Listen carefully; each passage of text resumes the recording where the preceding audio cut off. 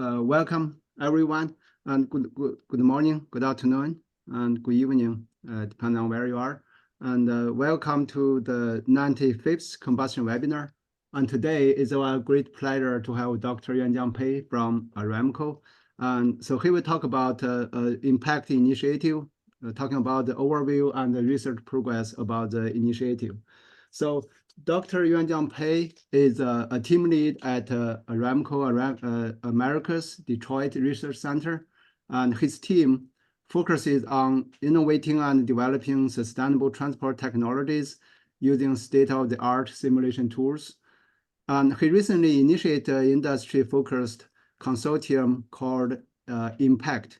So that's Initiative for Modeling, Propulsion, and Carbon Neutral Transportation. And with this initiative, they try to develop accelerated virtual methods for sustainable transport technologies. And Dr. Pei is very actively involved in the organization of several in the international conferences, and he's also very active serving SAE and ASME societies. He received many prestigious awards, including the HPC WARE Award 4 years in a row, and the 2019 ASME Chairman's Distinguished Service Award. So with that, let's welcome Dr. Pei. So Dr. Pei, the podium is yours. Go ahead. Thanks.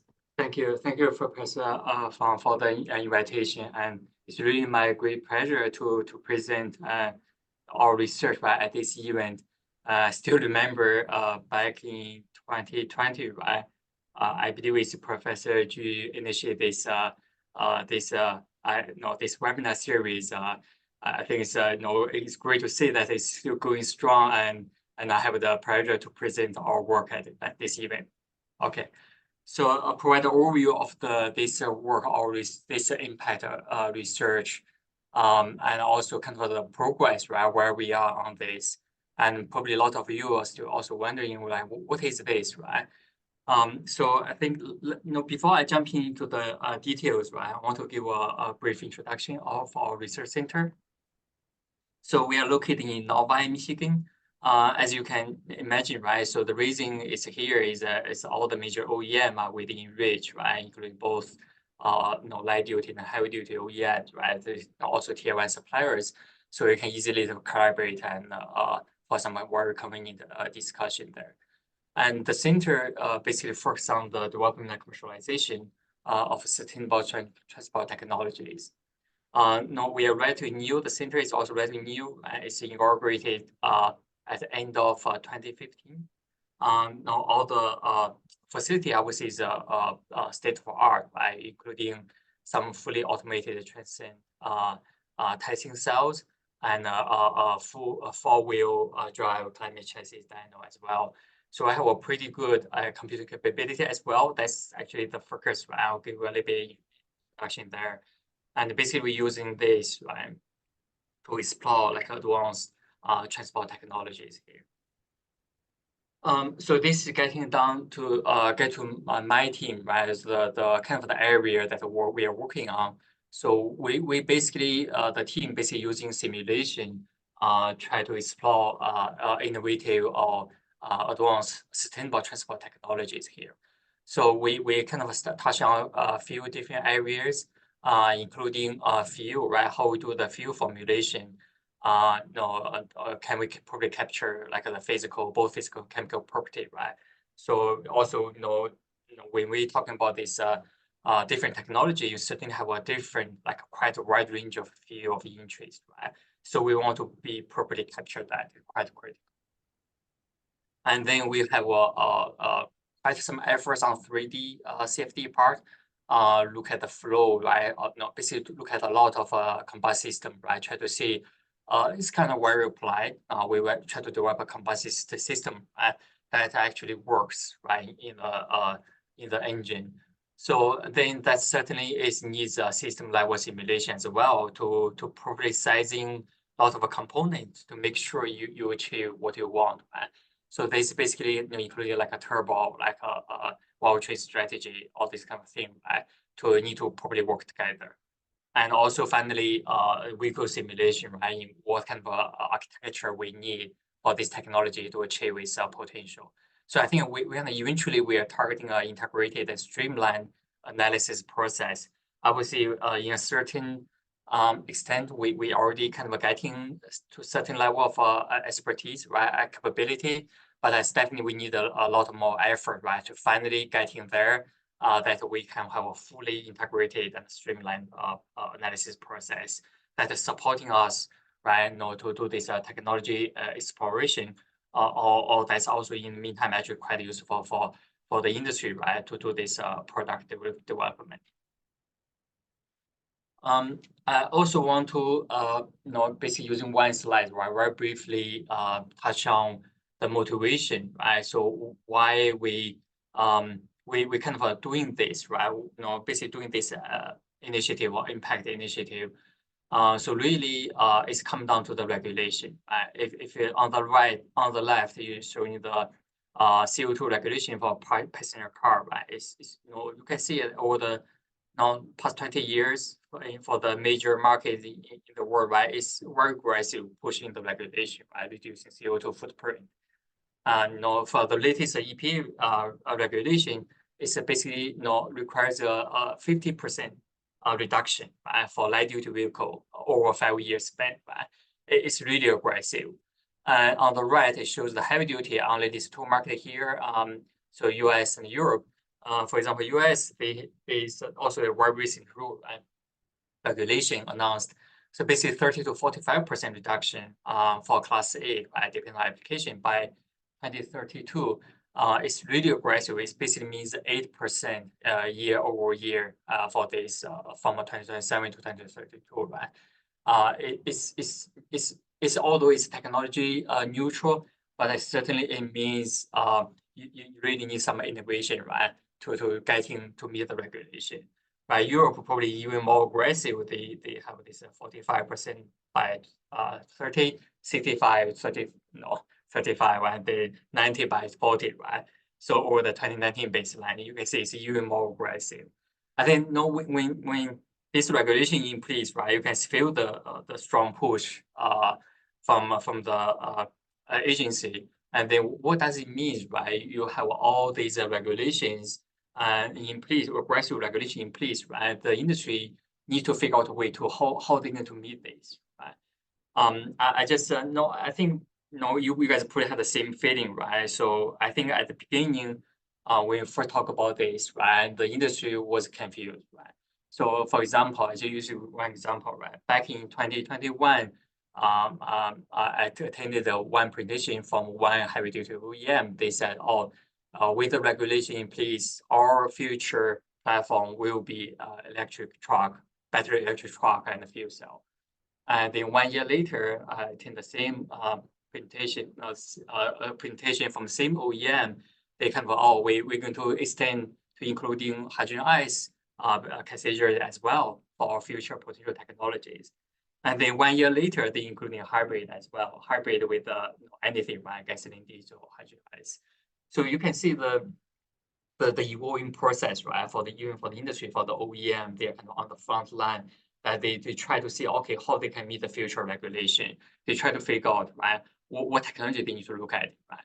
So although in general, the automobile industry is doing really well in the past 10 years or so, right? They actually have a pretty decent funding or money going to the technology research or development, but still it's limited, right? Considering the technology, number of technology, you need to look at it, right? There's just so many on the table you need to consider. Then how are you going to basically properly evaluate this to see if it's facing your needs, right? If you need to do this, you certainly cannot explore all, right? It's too much, right? You cannot afford it. So that's why I can really get into here, right? So basically using simulation as a base, right, to explore this and make sure you make the right decision, right, to make sure you stay competitive going to the future. I think this is a really efficient way to basically explore like this transport technologies. So that's kind of why we start this initiative. I think back in probably around 5 years ago, when we start brainstorming what we can do, right, to support the industry. So we talk with we kind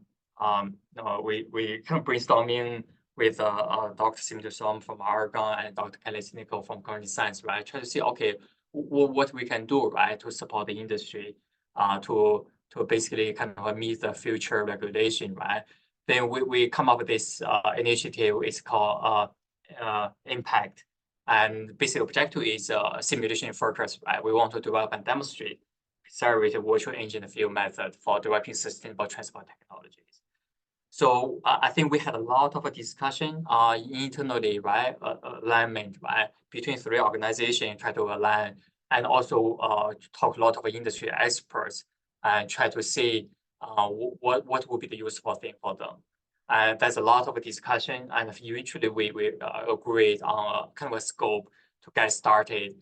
So then we spend like 3 to 4 months, try to engage with the OEM who is willing to join, who has interest to join. I think that's the end of 2022. I think we got quite some interest. Basically, the OEM we didn't talk to many, right? Probably like 18 or something OEM. So basically, the one we talked to, they all show strong interest joining. So right now, we kind of finalizing everything like a legal work, right? So I think we see a strong interest in pretty much everyone want to join, right? Currently, we are kind of signing the final agreement. So you can see the strong interest from industry. I think there's a general kind of interest, right? To want to using this to help them be competitive, right? For the application of their interest. Although this is a simulation-focused initiative, we definitely need high-quality experiment data supporting us, right, to do the model validation. So we know that this red bottom right box is a institutions, organizations. We either already have the scope or contract in place. Actually, some of them already start doing the experiment characterization. Some of them we're talking to, right? Try to show mutual interest to work together, define scope. So kind of both. We kind of certainly this is at this phase, right? We certainly kind of going to expand this, right? Basically, try to find the experts, right, in this area to supporting this initiative. So on the technical, basically what we're going to work on, right? We start with quite a long list. We eventually narrow down to 3 things as starting point. Because at that time when we started, I think we don't want to wait, basically. We don't want to wait for all the legal work in place, right? We want to start this anyway, because we really don't rely on like an OEM, like the membership fee, right? Basically, we start the work anyway. So we have 3 tasks as starting point. Task 1 is a low climate impact fuels, including like a hydrogen, synthetic fuel, ammonia, maybe methanol. So we kind of start kind of a discussion. Okay, this potentially could be some candidate. And based on the feedback we got, is basically we right now I think solely focus on hydrogen ice. That's really the kind of the OEM push. So we kind of have some like progress I'm going to share with this at this event. And also pre-chamber, we think it's a promising technology. We want to address the remaining technical challenge in modeling this pre-chamber. And task 3 is a cold emission of treatment. This is basically, if you're familiar with US DOE PACE program, I think they would kind of somehow inherited a lot of learnings there, try to carry that efforts on, right? Try to see, what we can do there. But if it's a lot for industry interest, I would say, from this area. But if you look at today, this probably become even more important, right? Because hybrid really come into picture. I think that's probably a really solid technical path, right, for a lot of OEMs. So I want to give a kind of a little bit kind of something I think is interesting, right, from each topic. Kind of share a little bit, kind of a little bit highlight, right? Some of the highlight.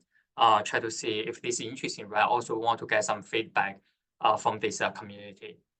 So we focus on hydrogen ice. So this is kind of when we start this work, it's actually very interesting, right? We know that was a wave of interest for hydrogen ice probably more than 10 years ago, and then now it's come again, right? But this time it's probably more from the heavy duty industry. Kind of they have a strong interest, right? So with the advancement of all these computing hardware, simulation software, right? Certainly, we want to reevaluate. Okay, it's how we are doing there, right? So I think basically everything is kind of new, right? A lot of things we need to touch on. For example, like injection. We need to look at it, right? Because is the hardware still relevant, right? From 10 years ago, and now what's the relevant hardware there? It's very critical. And also, you still need to address this abnormal combustion is critical, right? Technical challenge for this technology eventually being commercialized, right, to achieve its potential. So I think we did some work. So some work we already finished. Some work kind of in progress. Some work we kind of started planning. We certainly don't have all the expertise, right? Although this is a lot of people's efforts going to here. But still, if you are kind of specialized in this area, we're certainly open for discussion, right, for collaboration. So when we first started, right, so when we heard a lot of this Joule-Thomson effect for this hydrogen, right, unique fluid property. So basically for the temperature pressure of interest for hydrogen, right, for engine application is kind of in this. When you expand, if there's expansion, right, there's a temperature increase. So I think at that time, I think it's back a few years ago, right? So people asking, okay, does it matter or not? Right? So this is a work from Dr. Roberto Torri from Oregon. He basically using a simplified geometry try to evaluate the effect, and he evaluated different equational state and try to see can we probably capture this, right? Certainly, ideal gas probably you cannot capture much, right? That's you probably have to use equation state, right? Try to capture this, and actually this tabulated method, right? Tabulated this neat state space actually doing a pretty decent job now at here, and then. But again, that's the difference still kind of a relatively minor compared to the local cooling effect. So in real application, does it really matter? I think the plot on the right basically showing the real application, then you kind of evaluate different equation state. Actually, it doesn't matter much, to be frank. So I think that's also agree with the experiment, right? When we talk to some researchers doing this experiment, I think that's their feeling, right? So they also notice this strong cooling effect. I think that's a part of kind of a line, right? We at least answer a question. So this probably doesn't matter much.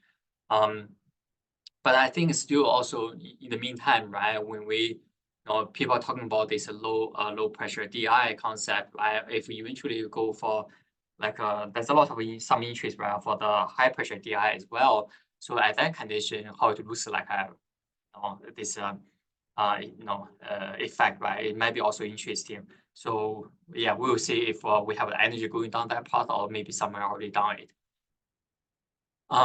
Then again, because of back when we started, right, there's really not much validation data out there.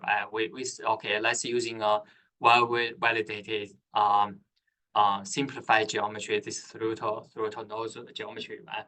To try to see how we are doing there, right? So we start using kind of this simplified nozzle geometry, right? Throttle nozzle geometry, and try to see how the simulation are we doing okay there. So that's really not a quantitative manner, right? It's qualitatively. I think we can do decent, right, to capture, predict this mark disk and barrel structure, right?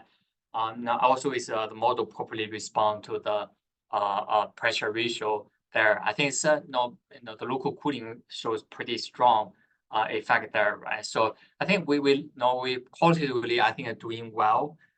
Certainly it needs to look at it more quantitatively, right? Then for the further downstream, our starting point, I think this is back 2.5 at least, or 3 years back. No, when we start this work, we use Sandia's characterization data, right, from probably more than 10 years ago. So I think you look at this, is pretty decent data. I think only caveat is the injector specification, right? We don't know much there, need some guesswork. But it's a good starting point, right, for us to look into it. So I think we do a pretty extensive study, I would say very extensive. I think we try to estimate best practice, try to see how we can use the current modeling tools, right, to supporting our design work here. So I think we look at both runs at AES, right? That's only show you something to show, okay, they're doing pretty decent work.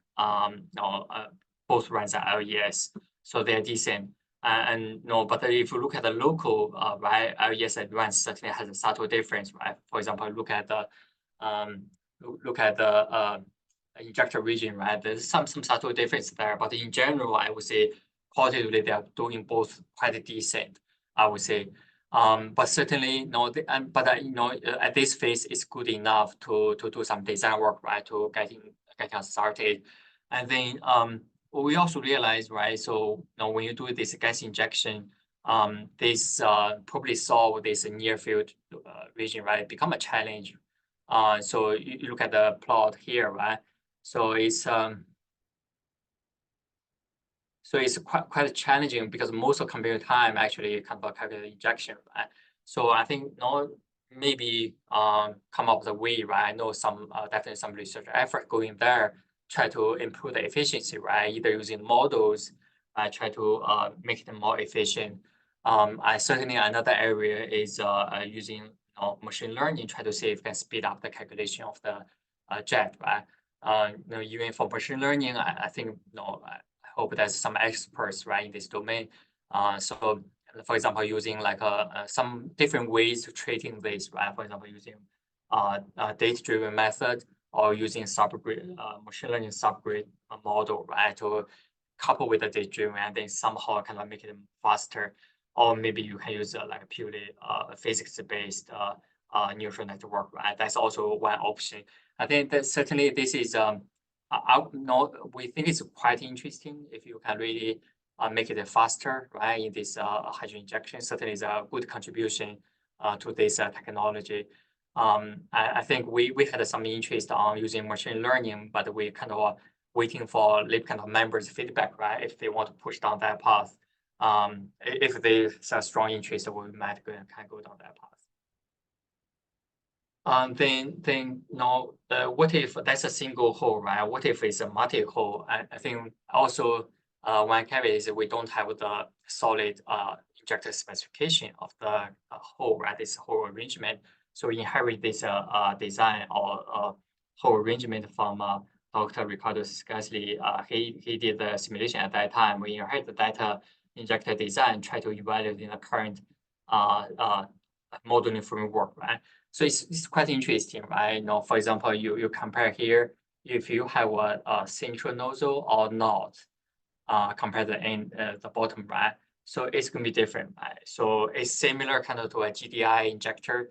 If you are too close, there's going to be a collapse behavior. And if you have to make it a little bit separated, right, to avoid this collapse.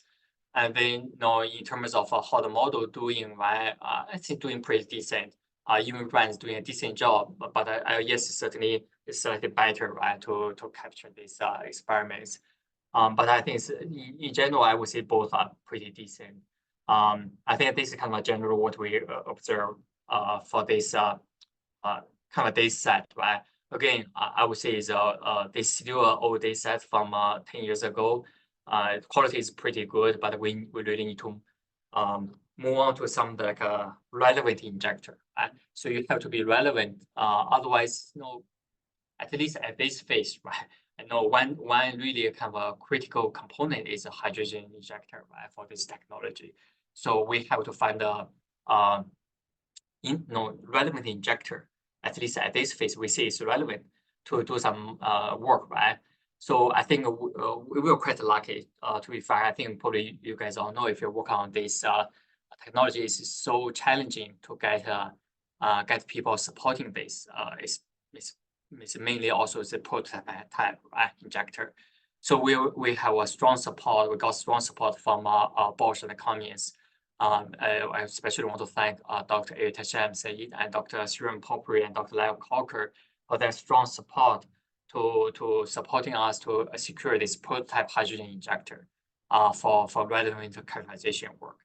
So we already have one design. Currently, we're come up like a few more designs, right? Try to do some solid characterization to come up with some validation data by supporting the model validation and development. So we already have a contract in place with Cost and Sandia. With the Cost, I think they're a little bit kind of high. They're probably going to have the first measurement. I'm not sure if it's right now or it's already by the end of the month using this prototype injector. And Sandia probably slightly behind. I think it's mainly because we need to have some like more legal documents in place. I think hopefully soon that will become available. I think I really look forward to the new characterization date. Next part I personally think is very interesting is this hydrogen chemical kinetics. So I still remember 4 years ago when one of my team member talked to me saying, we need to look at the hydrogen chemical kinetics. My first response is, why? It's a so simple field and it's a foundation of the launching hydrocarbon. People have been looking at this for a long time. It should be pretty mature. Why we need to look at that? And I think we had a discussion probably on Friday. We had a discussion, and just over the weekend on Monday, I think it's one team member, currently is Dr. Jihong Park, and he shared me a detailed literature survey and also a proposal how to look at this. I was really impressed, and then we said, okay, I was convinced. Then let's look at that. So we started looking into this. It's very interesting. I think over the years, I think I learned a lot in this area. So we first look at this, right? So we plot some like a well-validated chemistry. Look at the laminar film speed, right? Because the hydrogen ice is a SI concept, right? For at least immediate hydrogen technology going to market, right? It's low pressure DI. So there's a spark, right? A spark ignition, the laminar film speed is going to be critical. So we look at this. It's for different model, it's doing pretty decent, right? You can look at this agreement with the experiment. But also keep in mind, right, for a hydrogen engine, they operate at the lean conditions, right? So we have to zoom in, right? We have to zoom into this corner, and then we immediately notice this discrepancy, right? So especially going to lean, you notice the discrepancy become larger and larger. Also keep in mind this is at the low pressure, low temperature. It's still haven't gone to the like engine temperature and pressure, right? So if we plot, right, this still at a low temperature, but if we plot at this lean condition going to high pressure, you can see the difference become bigger and bigger. So I think, is this a concern, right? I think, because the laminar film speed importance in this SI concept, we think is worth investigation, right? So I think, this deviation, right, where it comes from, right? Either it might be come from the models or this chemical kinetics model, right? Or from the, we know go to lean, this hydrogen will become unstable, right? So is it from a combustion instability, right, from the measurement? So we try to see if we can push, right? At least can we push further to this the high temperature pressure, actual lean engine runway condition, right? Getting more confidence on this measurement. So that's kind of how we get started. And then we first look at this on the left, right? Look at this when the laminar film speed evaluation for different chemistry that we have a file here. We try to see how it works at low temperature pressure conditions. They are all more or less quite similar. I think this is a good job for all the chemistry, right? They're doing pretty decent here.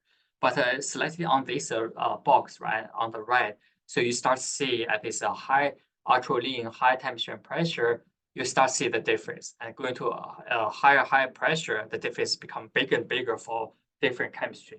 So now that's become interesting. So why this all this chemistry behave differently? And then we also evaluate all this chemistry in real like 3D engine application. I think the team did an excellent job. They make sure they capture boundary condition as best as they can. And we also thank for CMT University for sharing this tumble concept experiment data. We also have another set of data from SWOR concept. So we did an extensive study looking at this. And in general, I would say at a relatively richer condition, for example, equation ratio 0.7, is doing pretty decent for all the chemistry. Once you move to leaner and leaner, you start seeing more and more deviation. And if you go to like 0.25, and it's a combustion is so much slower than the experiments.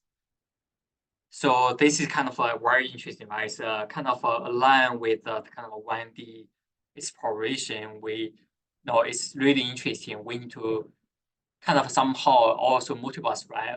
Not can we really getting some solid validation data, really getting to maybe push the kind of envelope, right? Try to see what we can get there. Another interesting behavior I want to point out, right? If you look at GRI version 3 here, right? At this condition, ultra lean condition and the high pressure, the laminar fin speed is so much lower than others. And in the real engine application, you can see it's also reflected here, the same equation ratio right here and to here, right? You can see it's also much lower. So you definitely can see it's reflecting, right, in both 1D and 3D. They correlate so well, and means it's so important. We have to do a better job on the laminar fin speed in this chemistry. So this is kind of something we observed. So then we keep kind of pursuing right on this direction. So okay, we start talking with USC and Stanford to say, okay, what we can do here, right? Can we push to getting some engine relevant characterization here? So first we start from the left. Okay, from our simulation, we try to come up the relevant condition, PD condition, and then USC using their facility try to see they really push really hard, right? Getting to like a 30 bar, like a 700K plus condition, and try to see from a richer to very lean, try to see what they can push. We got some preliminary results, right? It's very interesting. It's aligned so well with the purely simulation. You can see at this relatively richer mixture is reached so well with basically with the current mechanism. And if you go to linear, you see the difference. Of course, right? We whereas the measurements, so there's we go to linear, there's a wrinkle, right? The instability become an issue. So I think certainly we cannot trust this right, based on the discussion, based on what I learned, right? We cannot trust this data at this ultra lean condition, but we try to figure out how we deal with it, right? And we somehow getting something more confidence at least, right, on these ultra lean conditions. And also yeah, we try to figure out a way, right, how we can probably account it for, right, in our model, 3D models. So this is kind of definitely a challenge for us, right? We're currently working on this, and also in my opinion, we learn a lot basically through this journey so far. For me, you learn a lot, right? Not just hydrogen chemistry, also in general chemistry. I think I also kind of thinking maybe with the advancement of the quantum computing, maybe it's good opportunity, right, to revisit quantum mechanics, right, of this hydrogen chemistry. So maybe can somehow getting a better chemistry. Again, that's my personal opinion, right? So if there's experts in this domain, right, in the audience, we're certainly open for discussion, right? Try to see if we can work together, try to push on that direction. So this is kind of some interesting we learned through this journey for this task 1. We are also currently working on some like the abnormal combustion, right? Try to see it's really critical, right, for this technology. We need to see how we address that, right, to come up with some really a framework, right, that can be as predictable as possible. Right? So yeah, I think that's something I want to share with the audience here. So the task 2 is a pre-chamber combustion. I think it's definitely shows promising, quite promising, right? So that's why we want to say, okay, can we address the remaining modeling challenges for this pre-chamber technology, right? So here we look at actually both gaseous fuel and liquid fuels. So we look at this natural gas engine is from argon. Yeah, it's well characterized as a medium duty engine. And basically one of the technical challenges is how you detect, right? Can you detect the dilution limit, or can you model or predict this dilution limit, right, to probably help you do the design work? So I think this is certainly a technical challenge. The team are doing a really good job to, okay, let's come up with a different way, try to examine, how can we properly detect or predict this dilution limit. So they first start with this thermal boundary, right? We want to see if the heat transfer loss to the pre-chamber wall is an issue, right? When the hot gas goes through this combusted gas, right, goes through this pre-chamber nozzle, is there like a lot of heat loss, right? Excessive heat loss there. And how about this harsh environment inside the pre-chamber? Is the ignition model is a concern? Should we use a advanced ignition model there? And also the strong turbulence, right? In the main chamber. So is that an issue, right? Or turbulent chemistry interaction, or whatever you call it here, right? Or the strong turbulence here, right? Is that an issue, right? If we make it better, can we capture that? So we first look at this. I need to be a little bit quicker on this. So we first look at the wall temperature effect. We look at basically very brief, right? I'm a little bit behind the time. So we look at the two conditions. One is moderate, the other one is extreme HDR conditions. I think we kind of look at this wall temperature effect. Basically, what we observe is it's not that significant. And even we make the pre-chamber wall really cold, it's having effect on the combustion, but not really changing the ACV quench or not. That means it's not a really big concern, but certainly conjugate transfer model, I think that will actually quite useful, right? If you assess the material stress or durability. So I think we rule out that possibility. And then we look at the ignition, basically this Lagrange O'Leary spark ignition model from argon, right? So they did a nice job to develop this model to capture more physics, right? We want to see, okay, does it matter or not? Then we look at this, I think, the animation, let me play it again. So on the left, the animation is lazy. On the right is the standard model. What we found is developed pretty fast, right? Quickly leaving the channel. It doesn't really have a significant impact as well. So I think maybe the environment is, yes, it's harsh, it's ultra lean, and probably it's not haven't really reached the kind of definition of harsh condition. So it's also not very critical. Either use a standard model, police can do a decent job in doing this dilution limit prediction. So the last part is turbulence, right? What we do is we put definitely enough resolution near the nozzle, right, nozzle exit, to make sure we capture the turbulence well. We use a LES model here. So on the top, right, you have the moderate EGR, and when there's a combustion and going through the nozzle, it can keep pushing, right? You can see the combustion jet keep propagating downstream. So I think that's doing well. So the bottom one is extreme EGR condition. You can see that when you ignite or the combustion gas come out the nozzle, you can see the quenching. There's no movement, right? Combustion. Then this is towards the end of the pre-chamber penetration. Then you start see, okay, kind of there's a combustion happening and then propagating to the downstream. So I think usually we found, okay, this definitely this turbulence, right? Definitely induce this local quench is quite critical. If you need to probably capture the turbulence, strong turbulence in the main chamber for you to probably detect this dilution limit. And that's kind of a we kind of come up with some useful knowledge there. And eventually for pre-chamber technology is optimization. We know eventually you have to kind of for a certain engine platform, you do the optimization of this. So the team did an excellent job to come up a numerical scheme, efficiently evaluate this, very efficiently evaluate this pre-chamber technology. We apply both heavy duty and light duty platform to demonstrate its effectiveness. I have one example here. I'm not going to touch too much details. So basically, we look at the swirl and non-swirl nozzle, different number of nozzle holes, angles, try to kind of demonstrate in this light duty engine platform, try to see how it works.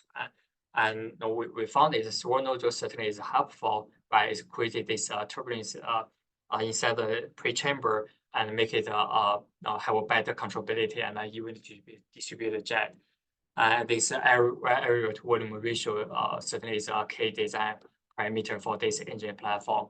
So I think for the pre-chamber part, I think we believe it's modeling challenge part. We pretty much kind of feel comfortable, at least for the design work.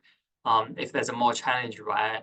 If the audience here have more insights, definitely we are open for discussion or collaboration. The third topic is emission aftertreatment. I think it's targeting for mass-produced GDI engine applications. So you may be asking, right? US DOE already moved away from this en-route transportation. Why you guys still look at the cold start for a GDI application? So I think this is EIA prediction, right? You can see by technology in the field, this gasoline is still going to be there for quite some time, and a pretty big market is still there, right? So, and there's also emission standards is also very aggressive, pushing really hard. And that's basically saying that still it's necessary to look at this, right? We need to do this, reduce the emission by polluted emissions to kind of do something good for the human mankind. So also we learned that for this GDI application, the major part, the emission, right, is from the code. So that's why we put the focus on the code and also in the aftertreatment. So here, so when we look at, okay, when you go to code, what would be important, right? First is, can you have a solid circuit field, right, going to the engine? So because when you go into code, so you probably need to capture this diffusion curve. At least we are thinking that's kind of it's important, we think. So we first start, we develop a numerical scheme that efficiently generate a multi-component circuit that we can match the diffusion curve. So this is a kind of we're getting started from here, and basically here basically showing the importance, right, that you can probably capture this diffusion or evaporation. So based on that, we had a really good summer intern from Professor Hai Wang's group at Stanford, Dr. Kevin Dong. He worked last summer here with a team here to develop a really solid model, macroscopic model to properly capture this diffusion curve. And on top of that, he built a machine learning model, try to do it efficiently. So using the numerical scheme from the previous slides, right? So I think in the end, you can see, right, I want to very briefly, you can see the it's going to be really efficient to generate this circuit model, right, to capture really well of diffusion curve for any field of interest, right? So this is kind of a really encouraging work. It significantly improve our productivity, right, to explore different concepts. And also for the spring modeling, that's why I was a little bit worried at the beginning that Professor Rees to have a discussion, right? So the spring modeling, especially at this gasoline spray cold condition, we need to re-examine this, right, to come up with best practice. And the spring model, the ground state model is really efficient and it's so popular in the industry using it, right, to to come up with all kinds of designs. It has been awesome. So, but it's my guess is based on the diesel spray. But this gasoline spray and going to cold condition, what we can do there, right? So that's first thing. We start looking, right? Try to see, can we reduce uncertainty from each submodel, and also with the advancement on the characterization technique, right? Can we have a more apple-to-apple comparison from both sides, right? That's kind of a mindset behind this. So like I said, we follow a lot of work from the PACE program, and we inherit a lot as much as we can, and then build up on that, try to see what we can do further. So basically, the team came up like extensive validation using a model, examining different some model, right, for this cold gasoline spray, try to come up with the best practice. So starting with the free spray, I think you can see here, right, the team really make the pretty good progress, right? I can see it's better than the previous baseline, right, for this free spray. And another area is basically the wall impingement. Right?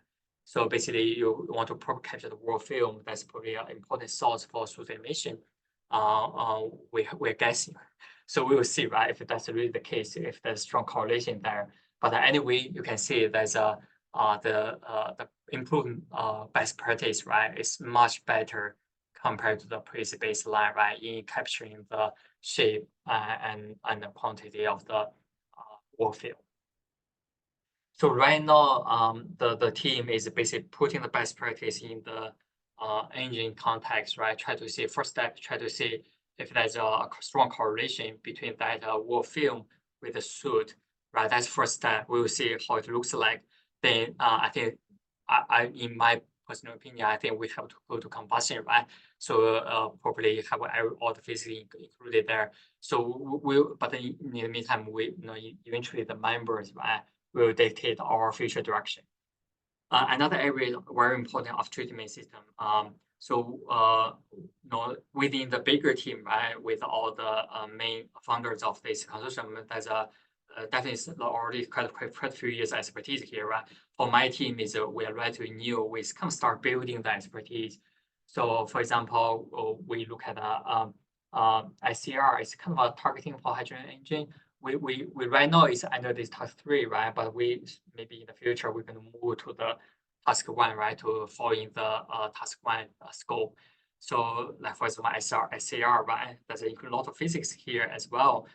How we start kind of building the expertise in this domain, and or another putting technology or Linux trap, right, for this hydrogen ice. We kind of have some courses 1D, it's 3D, actually it's 3D, right, but it's kind of in a channel, right? So we try to see if we have expand into 3D scale, full scale basically, and also through catalyst GPF, right? Especially with the new regulation, GPF might become a necessity, right, for this GDI application. So I think both through catalyst, right, a solid model to optimize, right, to getting optimized model there is critical to further reduce emission and make it more affordable, right, after treatment system, and also GPF model, right? So that's also quite complicated, right? So, but anyway, team get started by seriously looking into it in the 3D domain. And this is one quick example of the kind of look at the surface chemistry part. I will skip this part. But I want to say is on this 3D of treatment, right? Also actually including 1D as well. So if there's an expert in the participants, we definitely open for collaboration and discussion. If you have this expertise in this domain. And I talk most kind of on the 1D side, right? But I also use one side to mention that this 1D is also critical. It's very important. It's served for different purpose, right? So this is one example we did on this 1D hydrocarbon trap model. I think the team did an excellent job. Program Kuma did an excellent job, right, to build this model, probably capture the absorption, desorption, right? And then eventually you can see how the model performance is pretty decent, I would say. So this is also one area we try to expand. We're open for discussion and collaboration.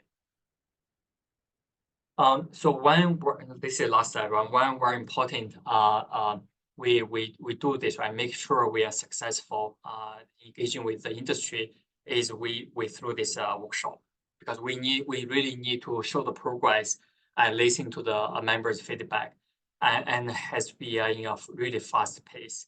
I think right now we basically our target or currently we are doing is 2 workshops a year to report progress, get the feedback, and move fast enough to really achieve what the members want, basically. So we had a kickoff workshop in April 17th last year. We have 15 OEM join. We have 90 participants. Again, this is an invitation only workshop, right? It's a closed door, basically, considering that nature. So it's pretty decent. We have a 14 presentation. And then end of last year, we have a second workshop, and we have a 17 OEM. No, we didn't really kind of start a new engagement. It's basically where we talk to, right? That's basically see more and more interest going to here, right? Number of participants is relatively similar. We have 17 technical presentation. So in 2 weeks time frame, end of the month, we have a third one. And we see how many OEM we will have, and we have 24 technical presentations. So it's basically very fast pace to basically make sure whatever we're doing, let's share with the OEM, and then we get promote feedback to guiding the research. I represent team group presentation, right? There's a lot of contribution from different organization, from the team member here, right? I don't have time to go to the details. I'm sure that I might miss someone in the acknowledgement list. If I miss someone, apologize, right? Let me know I didn't your name into the contribution list. So with that, I want to conclude my talk. And last thing is, if we definitely have a lot of work, we want to look at the both 3D and 1D, right? In the work we are presenting here, if either you are soon graduate students or you have the expertise here, right? We definitely welcome either for if you want to work in the team or want to collaboration, right? We're definitely open for discussion. Yeah, with that, I will conclude my talk. Sorry, take a little bit longer.